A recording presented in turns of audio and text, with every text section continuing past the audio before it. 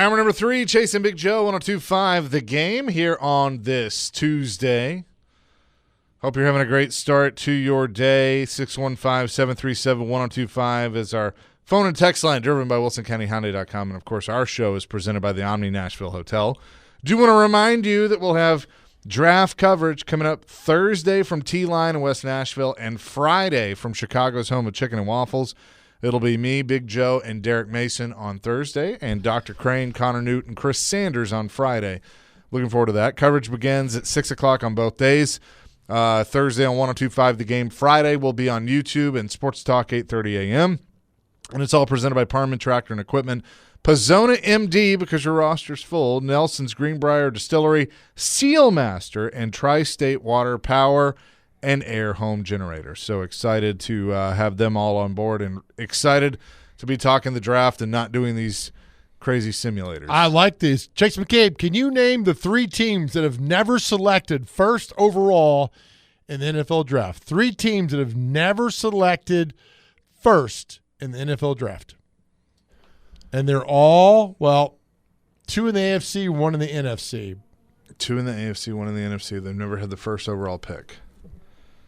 New England Patriots. No. Okay. Nope. Keep going.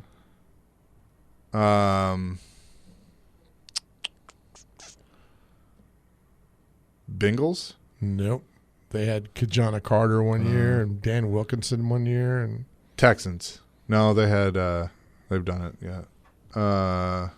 So one team that Titans hate this team.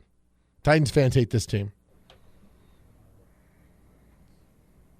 Titans fans hate this team. Baltimore? Yep. Baltimore's never had a number 1 pick. Interesting. Now, this is just since they got here in 96 was their first year, so out of the way.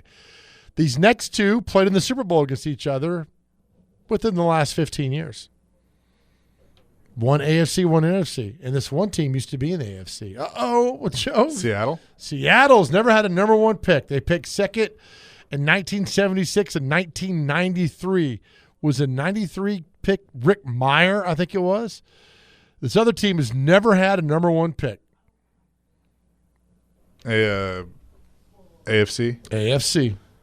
Played in Seattle. Played in Pittsburgh. Nope. No. Man. I was under duress all day, man. Denver? Denver's never had a number 1 pick. That's right, because they traded for Elway. They didn't actually select Elway. That's right. They've had second overall in 1962 and 2011, but they've never had. So the Seahawks, the Ravens, and the Broncos have never had a number 1 pick overall. I found that a little fascinating with me as well to do all that. Fox NFL came out with the Titans win totals for 2026. Where do you think they land? Over, under? 6.5. Look at you, Kreskin. Yep, 6.5. These 2 teams are tied at the bottom. You already know which one of them is, and it's the other one. These teams, 4.5 is their win total. 4.5. What's the worst? Dolphins. Dolphins is 1, yeah. The other one should be easy. The franchise we hate on this show. Arizona at 4.5. So you lump the bottom ones in there. Cleveland, Tennessee, Vegas, the Jets, Arizona, Miami, all 6.5 and under right there as well. So, and leading, look at this. They got Jacksonville 9.5, Houston 9.5, Indianapolis is at 7.5. I mean, look, the vision is there for the Titans to take. If they play well and things fall their way, I'm not so concerned about the Texans I am the Jags. I think the Jags are good. It's a good defense. The offense is a little bit better. Thankfully, they don't have a number 1 pick this year. So there's a chance. Again, you just got to be better than the 3 teams in your division. That's it. So you're telling me there's a chance? Don't do that. Well, I mean, that's what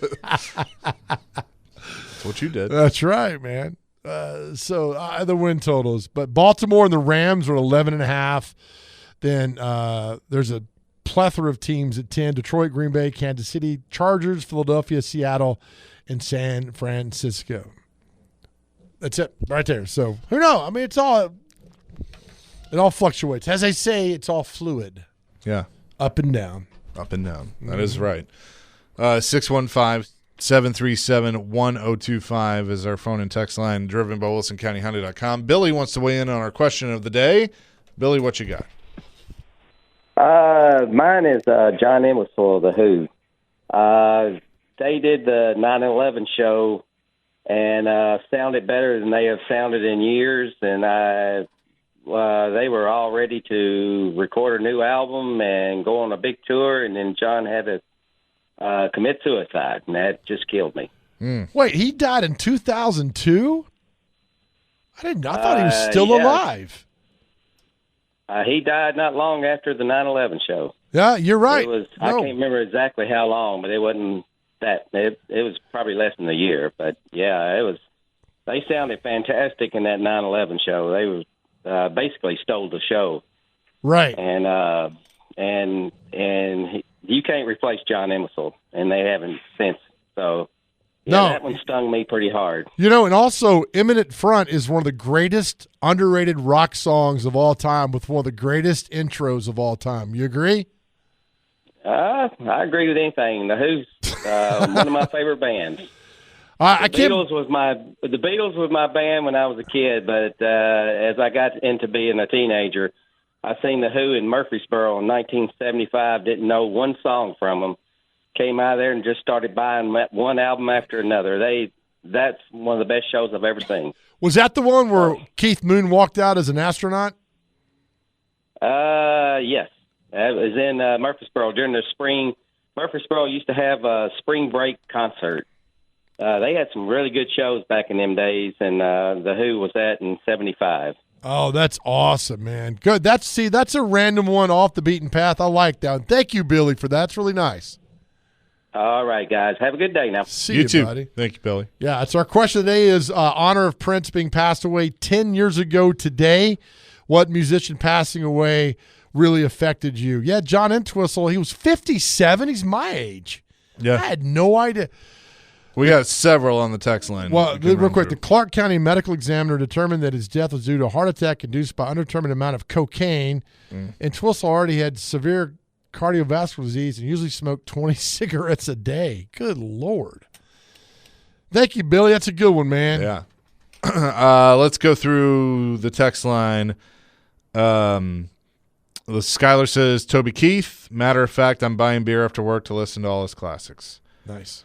4805, John Prine in 2020. Oh, during COVID, too. Sylvia in Clarksville has 2, Michael Jackson and Elvis Presley, 2 of the most influential musicians of all time. Jeremy in Clarksville, Tom Petty. Glenn from Greenbrier says Toby Keith. He did many USO tours. So that's a good one. Evan says Chester Bennington, and then Joey Jordanson from Slipknot. He was the original drummer. That's a good one. Okay. That is a good one. 0412, Glenn Fry and Jimmy Buffett. Ooh, Fry passed away in January of 2016, so it's been a while, man, too. Gosh. Greg Pogue tells us the best concert I ever saw was at the 1975 The Who at Murphy Center. And, yes, that's when Keith Moon came out in a real astronaut suit from NASA. That's how I knew that, Greg. Thanks to you, buddy. 5546, Kurt Cobain. It's a good one. I mean, he's been gone 32 years. Imagine how he lived, the impact. I mean, he had a massive impact anyway, but had he lived. Tom Petty getting another vote. Randy Rhoads and Ozzy Osbourne. I mean, when Ozzy, he'd just done the last show, and he was not in good health. But that was a bad day. I think it's July 22nd. We lost Aaron Donick, my dog Sawyer passed away, and Ozzy Osbourne. Holy cow. Randy Rhoads, if I remember correctly, his last show was in Knoxville. Oh, really? And then they were playing in Daytona Beach. Like 2 days later, they went down early, and they got in that airplane. Were doing touch and go, and the plane crashed. Also in Knoxville, Take It to the. Who was the original singer of Take It to the Limit? It wasn't Timothy B. Schmidt. It was. Carragher or Randy. Randy Meisner. Randy Meisner. Yeah. Yeah. So he didn't feel like singing the song, and him and Glenn Fry got into a fist fight, and he quit the band in Knoxville. I didn't know that. So two of the important things in rock and roll happened after a show in Knoxville. So if your band's got problems, don't go to Knoxville and play. Yeah, apparently. Let's say what happened up there. Craig says this is a good one in COVID. In fact, I think he was like the first celebrity to die of COVID, Joe Diffie. Joe Diffie. Crushing loss. I sat on my front porch listening to Joe Diffie, just when we had nothing to do, drinking some bourbon, and when Ships That Don't Come In came on, I literally was in tears. Oh, just like that, because it's such a great song. Yep. There's a rumor that he was such a good demo singer that there was a song that Garth had. Garth's like, I'm not going to do that song. I can't do that song better than him. That was the rumor back in the early 90s. I believe it. They said he had silver, starts with a B. Yep. Because he was such a good singer. Yep. I've heard that before. That was his nickname. Mm-hmm. 1137, Glenn Fry. Another good one. Yep. You know this, but him and Jimmy wrote Gypsies in the Palace. Yep. Great song. Yep. Great song. And he and Jackson Brown wrote Take It Easy. Take It Easy. 2076. Is this true? The original owner of the Sounds, Conway Twitty? He was one of them. One of them? Yep. But hello, darling. It was him. Oh, that's right, because Richard Sturban was a part of it. There's a bunch of name owners. I'm sure probably 2% of the team, but it was good. I mean, that was the thing. Ladies and gentlemen, Mr. Conway Twitty, which is still one of the greatest bits of Family Guy. Right. All right, let's go to the phones. We got a lot of people wanting to weigh in. Gator Mike, he's got one. What you got, Mike?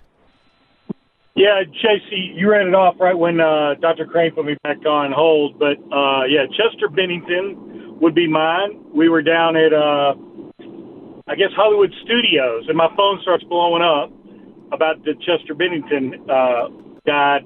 So that was like July of 2017. And fortunately, I did get to see them finally live back in Nashville, January 2015, thanks to your good counterpart right there, Mr. Joe Dubin. So that is a memory I will cherish, that I got to see Chester play because of my good buddy Joe Dubin. Thanks, Mel. Let him know. Thank you. Thank you, Mike. Nick wants to weigh in on our question of the day. What you got, Nick? Yeah, so I have a crazy story. So the day, I guess it was probably like in June of 2009, if I'm not mistaken, I was actually in front of Michael Jackson's house when he died. What? Were you stalking him? What were you doing? No. My wife and I were doing a Hollywood Homes tour, right? And so we're going up to his house, and literally we're coming down the street, and there's an ambulance that's going down the street right by his house, and we pull up there, and a guy was saying, "Hey guys, Michael Jackson just died." Right? So this is 2009. This is before smartphone type stuff. So you remember like those little windy cameras, those disposable cameras? Yeah. So I told my wife, I was like, dude, let's take a picture of the front gate because it'll be time stamped, right? And so we have the date on a picture in our living room with the front gate of his house, the time and the day that he died. And as a matter of fact, so he died at like 2:25 p.m., but nobody knew about it till like after 5 o'clock. So we were one of the first people in the world to know that Michael Jackson died. So do you have the picture? I do. I still have the picture. Yes, absolutely. Oh, man. Yeah. And what's even crazier, here's what people forget. You guys might remember this. So at 9 o'clock in the morning that same day, we were down in Hollywood, like doing the walk of, like seeing the stars on the Walk of Fame and all that stuff. Sure. And we come across Farrah Fawcett's star. And when we get there, like as we're just walking, like news vans start pulling up there, and they were asking us if we wanted to be interviewed because Farrah Fawcett had just died. That's right. So if you go back and look at history, she actually died earlier that day. So we were like in the middle of both of those things that same day. Wasn't that crazy? Holy cow. And you got, how many pictures? So you got the front gate. Did you get a picture of the ambulance or just the front gate? No, just the front gate. Because, when the ambulance went by, we had no idea what it was. Okay. But we were just going right down the street. And, so a guy said that, the guy said Michael Jackson died.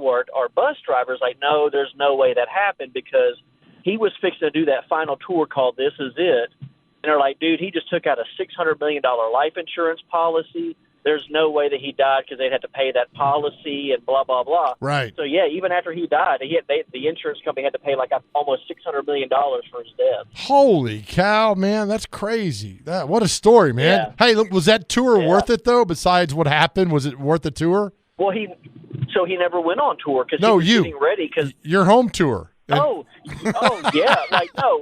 What a great memory. Like, the only regret I have is not staying in L.A. longer, like maybe going to the hospital to see all those little, 50-year-old freaks of nature dressing up in, a red leather jacket, moonwalking at the hospital. So, but other than that, it was great. Oh, that's great. Nick, thanks, Bubba, for sharing that, man. Yes, sir. Thank you. All right. Have a good day, man. Yeah. So our question today is Prince died 10 years ago today. What musician passed away that really, really bothered you in ways that are almost undescribable? So Chase is Buffett.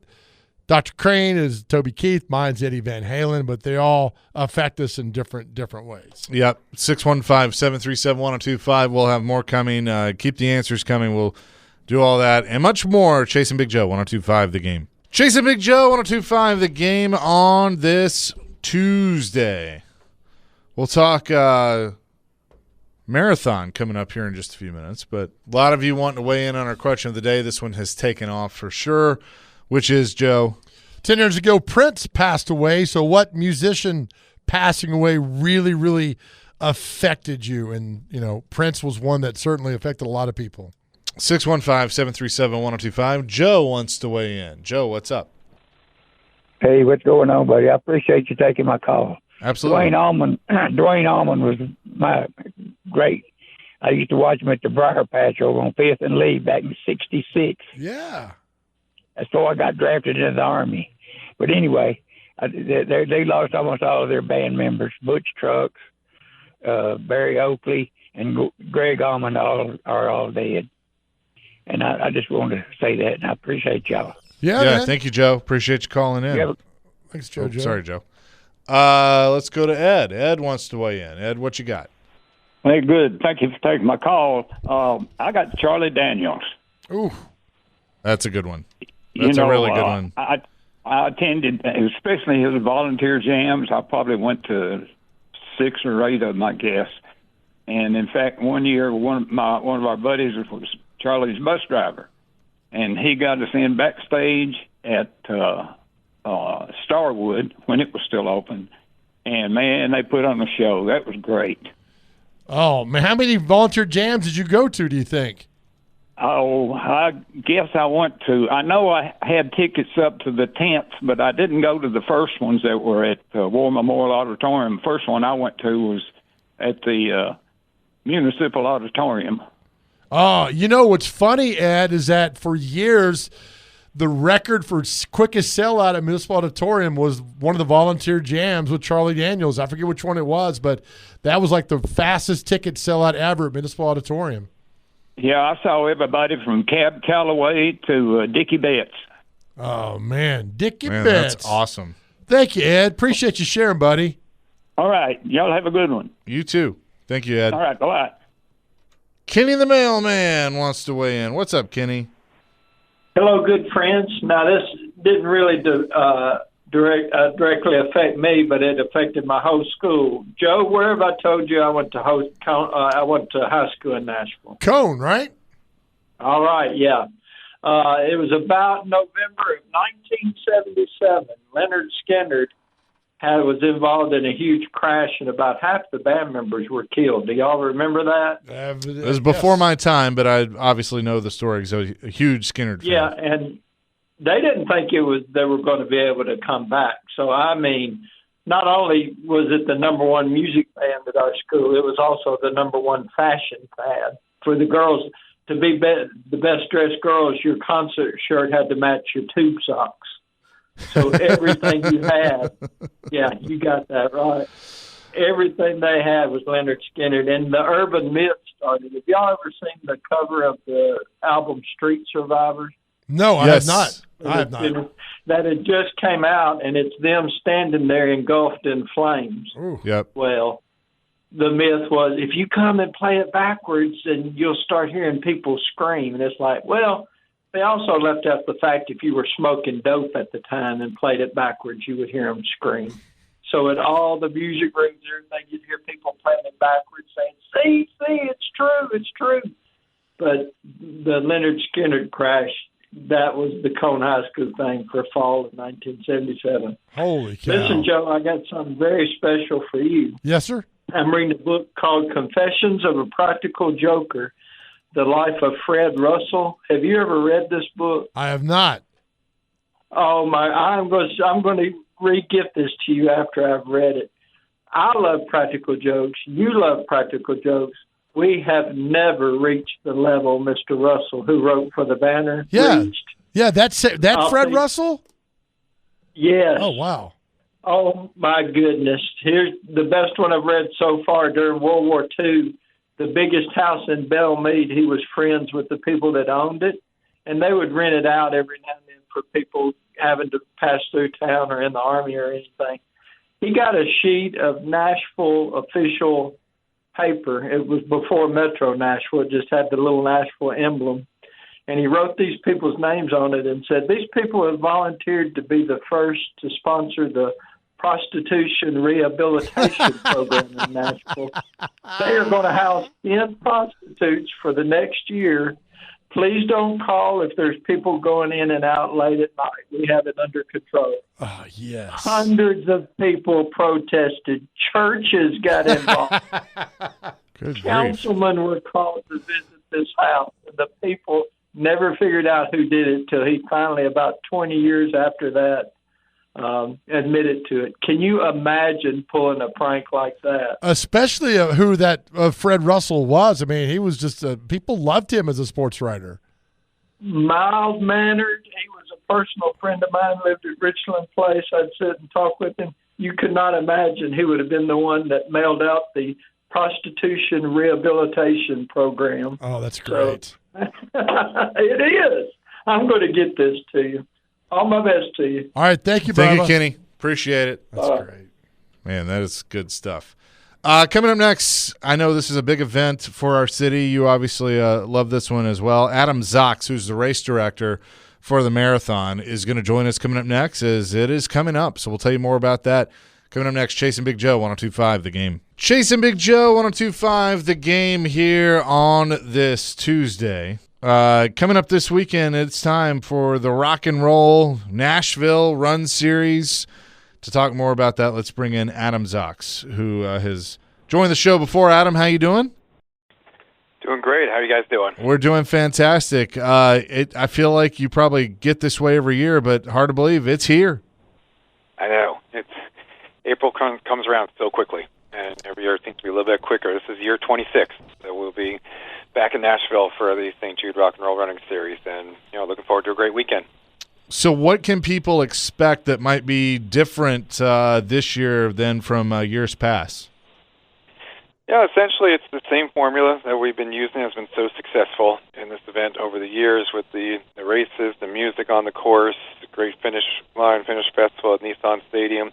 We did have to make a few adjustments to the course due to some expected construction that didn't actually happen, or kind of happened. So a little different around Bicentennial Mall area, and Woodland Street was supposed to be out of commission, but it's not. So we're still able to run there. East Nashville is a little bit different as well, but for the most part, it's the event that we've been putting on for so many years.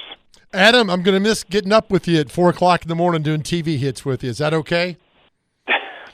I would welcome that. Those were some good old days back in the day. If people want to, at last second, do this, can they still sign up and run? They can. Yeah, we still have space available. You can register at the Expo, which is at Music City Center on Thursday and Friday. Half marathon, 5K, and 10K still have spots available. The marathon is sold out.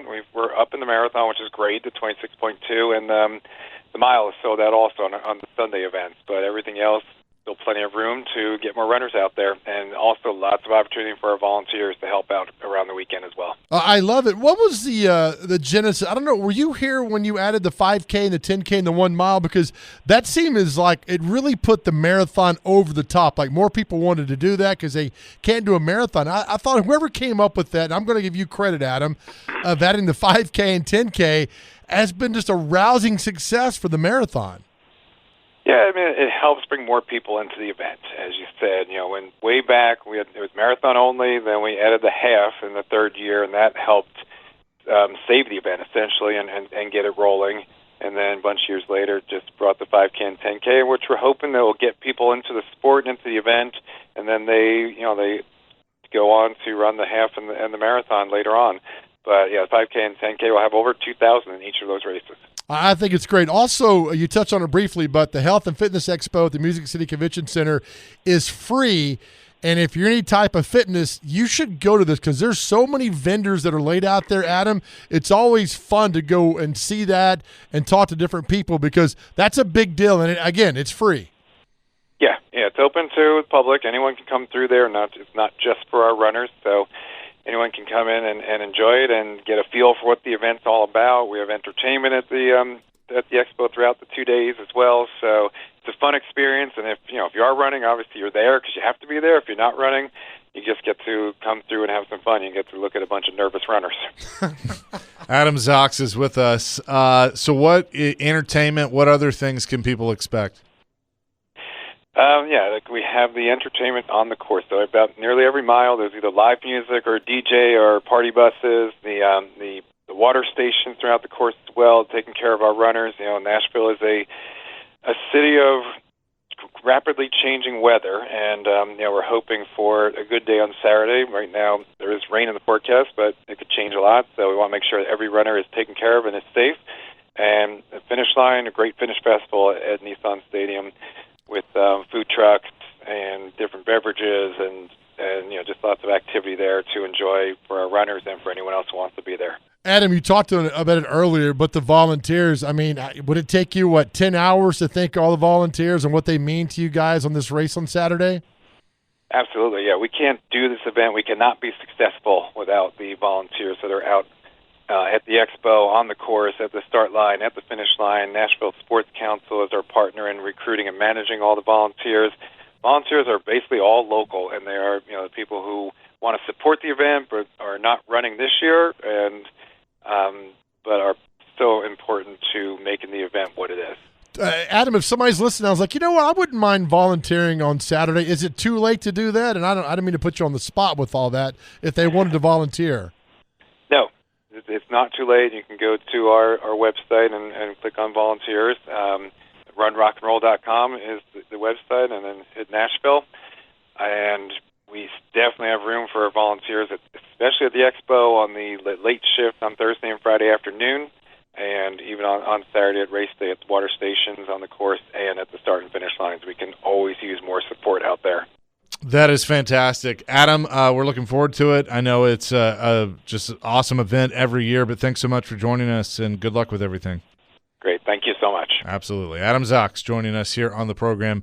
The St. Jude's Rock and Roll Nashville Run Series. This is, year what? How many of these? 26. Yeah, that's just crazy. Yep, we were going to do that, but we got derailed. Remember Dr. Crane? We had some...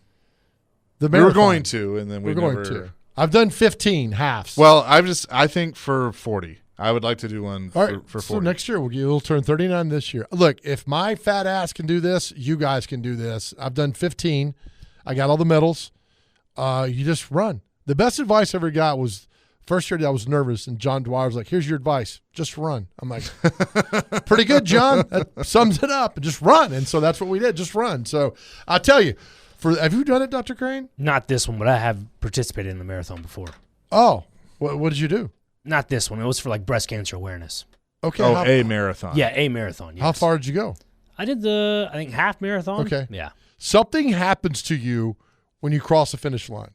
I tell everybody, something happens to you mentally, physically when you cross the finish line. It's a euphoric feeling. It really is. Whether you walk 13 miles or whether you run 13 miles or whatever it is for the half, something happens, and you're with tens of thousands of other people going through the same thing you're going through. And when you cross that finish line, I'm telling you, it's a special – you're never the same in a good way after this. So next year, Chase, you're doing it. Okay. Now, I don't want the old okay when you're watching wrestling videos. I want you to tell me that you're in. I'm not watching wrestling. Tell me you're in. I'm in. Okay. Dr. Crane? I mean, yeah, it's easy as pie. We're doing this bad boy. Yeah. Pickle juice in the backpack, a little bit of mustard packs. We're good to go. I mean, I fully expect to blow a knee out or pull a hammy or something, but, that's So fine. what? I'm You're telling living you, life, man. if you have the pickle juice, Chase, you're not cramping. I promise you. No. I trust you. I trust Dr. Crane. I trust you too. You're not cramping. What's the day, the Krampus guy? What's his name? Remember? Oh, yeah. That's in December, I believe. Krampus Day. When does Beaver Day come back around? I think we have about 350 days for that. Well, that's the best part of this show is figuring all that stuff out. Right, man. 615-737-1025 is our phone and text line, driven by WilsonCountyHonda.com. A few more of our question of the day, which is what musician passing away really bothered you? We've had a lot of answers on this. 3672, Jimi Hendrix, Janis Joplin, Jim Morrison. Weren't they all 27? Weren't they all the 27, 26 or 27, something like that. Cobain's part of that club. Yeah. I mean, yeah. It's crazy, man. William says Leroy Moore from Dave Matthews Band, who's a founding member, saxophonist. Oh. Thomas in Nashville. Kenny Rogers was a big one for me. That was just a few years ago, right? Yep. And the songwriter passed away last week, Don Schlitz, that wrote that. Don Schlitz wrote that song, The Gambler. I think he was 23 years old. Wow. 8815, Steve from the Borough says Dimebag Darrell of Pantera. That's a big one. That's a huge one. 6240, Lemmy of Motorhead, a true one of a kind. That was a good one. Chris Ledoux. Oh, yeah. Worn out tape by Chris Ledoux. Lonely women and bad booze. Yep. Buddy Holly, Richie Valens, and the Big Bopper. That's from Dean in Greenbrier. The Day the Music Died. Dean, are you that old? Kevin says Randy Rhoads died in a plane crash in Leesburg, Florida, not Daytona. The plane was piloted by the bus driver, high on cocaine, clipped the tour bus, showing off, and crashed. I thought it was That's Ormond Kevin in Beach, Florida. like next door. But it's right. Still terrible. Keith Whitley. And then, a lot of... That's coming up on 37 years. He died in 1989. Dustin in Hopkinsville. Here's a local one. Phil Valentine from local political radio. Was he a singer at one time? Maybe No. it was. No. I know we're saying musicians, but that's a good one. I think Phil was a singer before he got into I don't know. radio. Okay. I have no idea. Coming up next, I do know this. We'll tell you what day it is and celebrity birthdays. It's Chase and Big Joe, 102.5 The Game. Chase and Big Joe, 102.5 The Game here on this Tuesday. It is time for what day is it and celebrity birthdays. Hit it, Dr. Crane. Okay, first on the list we have St. Haciendo Day, which is the Texas Independence. So hopefully I pronounced that properly. Hacienda? Haciendo. Haciendo. I looked up the pronunciation, so hopefully that's correct. That's not part of your job. We like you just winging it. Well, again, I'm still winging it, even though I looked up the pronunciation. So that makes it even better. National Chickpea Day. It's always delicious in a salad. National Big Word Day. Yeah, not that. We don't have those on this show. You get that from 3 to 6. Yeah, that is very true. Bulldogs are beautiful day, as always. They are. Keep off the grass day. There you go, the boomer day, I guess you could call it. Kindergarten day is today. National Tea Day. National Rendering Day, but it doesn't show computer rendering, all right. Thank you for Libraries Day, okay. Tuna Rights Day. Didn't know the fish had rights. Interesting. World Creativity and Innovation Day. And last but definitely not least, National Chocolate-Covered Cashews Day. Oh, if you that like sounds good. I do like those. chocolate-covered nuts are pretty good. Anyway, Time for celebrity birthdays. what you got, Joe? Just saying. Got to get these within 2. You know their game, how it's played. America's most popular game. We don't waste your time. No, we don't. All right. Yesterday's game was, for 5 seconds, was pathetic. Chase wins 2-0. I don't feel like I got the best effort from you two. So today I want a better effort out of this. So with that being said, Dr. Crane, until you win, you'll go first. Yes, Coach. How old is Tony Danza? Samantha. How old is Tony Danza? 73. 72. 75. Dr. Crane's on the I board. went the wrong way. Former New York Met reliever, Chase, Jesse Orozco. 63. 58. 69. Nice. Sophomoric. Dr. Crane, Ed Belfour, hockey player. The goalie. 58. 60. 61. We're tied at 1. Chaser, you better get this one. Tony Romo. I don't know, Jim. Tony. I'm going to say Romo is 45. 48. 46. Chaser's up 2-0. Dr. Crane, hockey player Vincent LeCavalier. Something. Like Art Vandelay? He was the first pick in the 1998 NHL entry draft. The second pick by the Tampa Bay Lightning. The second pick was David Legwan by the Nashville Predators. Oh. 44. 49. 46. Tied at 2. Chaser, how old is musician Iggy Pop? 58. 50. 79. Jeez. Dr. Crane, how old is actress Andie MacDowell? She was in Groundhog Day with Bill Murray. 77. 67. 68. Chaser gets it. 3-2. Chaser, how old is Robert Smith, the lead singer of The Cure? 72. 70. 67. Dr. Crane, friend of the show, actor comedian Rob Riggle. Rob Riggle is 50. 54. 53. 56. We're tied at 3. Chaser, how old is actor James McAvoy? He was in, what's the movie where they go into the closet? I don't know if I want to watch that movie.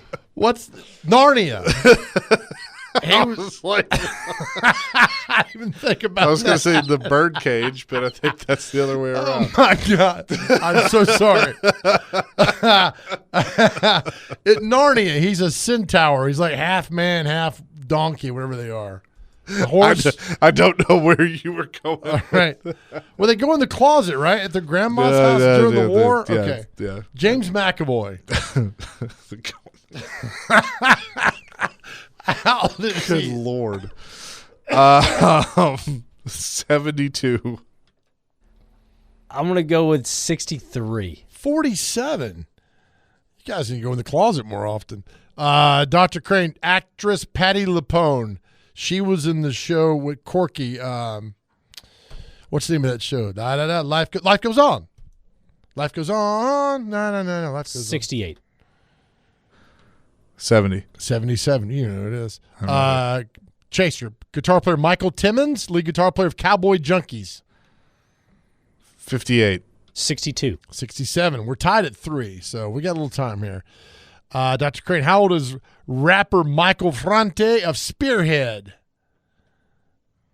44.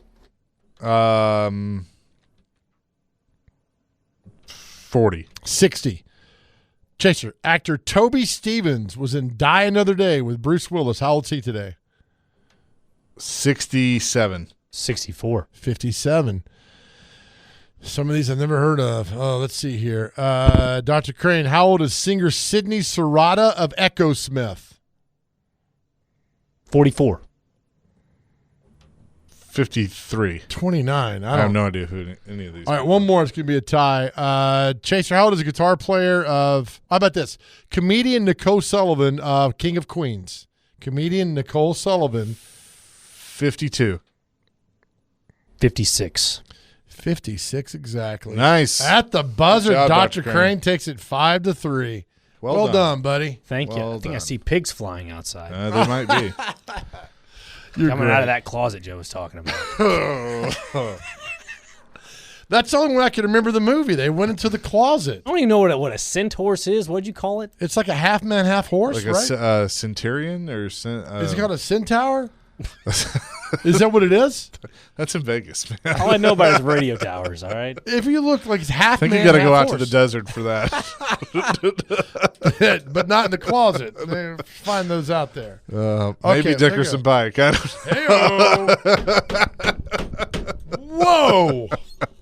Good loud. Anywho, that's going to do it. We're out early today. Well, might be a good idea. Good stuff on the question of the day and everything else, but we appreciate the support as always. Again, Joe and I are going to be with Derek as a part of our draft coverage coming up Thursday night from T-Line in West Nashville, and we are almost there, just a couple of days away. Yes, we are. Hey, we leave the show every day. We tell you how great you are, how wonderful you are, because we believe it to our guys out there. If you're struggling, going through something, I tell you to go to therapy. Know how much God loves you, how important you are in this world. I shared something today on my socials. I'll share with you as well. A great parable that I love to bring up all the time. This guy asked a gardener, why do your flowers grow so beautifully? What do you do? And the guy says, I don't do anything to them. I just remove what stops them from growing. So in your life, remove the negativity within yourself. Know how powerful you are, how wonderful you are, how amazing you are, and how much growth you got. Keep asking God for opportunities. Know that we love you. More importantly, more than anything else in this world, know how much God loves you. Amen to that. Peace, love, rock and roll. DVD is coming your way next here on 102.5 The Game.